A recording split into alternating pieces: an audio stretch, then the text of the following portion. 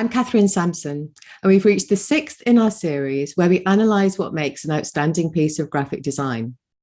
Today, we're going to look at one of the most iconic record covers of all time, Joy Division's debut album from 1979, Unknown Pleasures. Regarded as one of the most influential albums of all time, the Unknown Pleasures cover is a fine example of the groundbreaking designs from Factory Records by British artist Peter Saville. Saville is one of the most venerated of British graphic designers, together with the likes of Vaughan Oliver, Malcolm Garrett, and type designer Neville Brody, who have all, interestingly, designed for musicians. Factory Records was founded in Manchester, in the north of England, in the late 1970s. Saville was at the heart of its creative team and gave the label and the artist recording for it a distinctive image. The stark white and black line drawing conjures up so much mystery. Back in the pre-internet days, information about Joy Division was sparse. The band's names didn't appear on the record, and there was no way any photos of the musicians would appear on a sleeve. An air of mystery grew up around the Unknown Pleasures cover.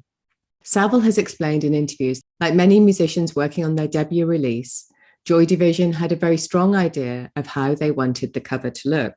They showed Saville an image from the 1977 edition of the Cambridge Encyclopedia of Astronomy, a stacked plot of radio signals from a pulsar that was discovered in 1967 by a student, Jocelyn Bell Burnell, at Cambridge University. Nowadays, we're swamped by images of data visualization, we designers being responsible for the creation of many of them. But in the late 70s, this image from outer space must have seemed incomprehensible and enigmatic. I wonder if, when the band members spotted it in the scientific journal, they imagined the strange peaks and troughs as being the landscape of the unknown pleasures of the heart or the mind. While studying at Manchester Polytechnic in the 1970s, Saville was inspired by the German calligrapher and typographer Jan Tischoldt, whose most famous work was his book, The New Typography. Saville said, "The cool, disciplined new typography of Tischoldt and its subtlety appealed to me.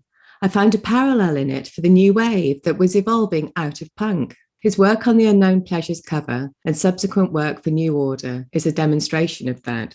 As Saville has said, the image is like a template that people continue to interpret in either serious, melodramatic, or comic ways. It has a cult-like status today. I wonder what Ian Curtis, lead singer and lyricist of Joy Division, would have made of having the album's image emblazoned on the chests, arms, and legs of so many people throughout the world. Curtis, known for his quiet and awkward demeanour and plagued by depression, took his own life on the eve of Joy Division's first North American tour and shortly before the release of Closer, the band's second album, in 1980, aged 23.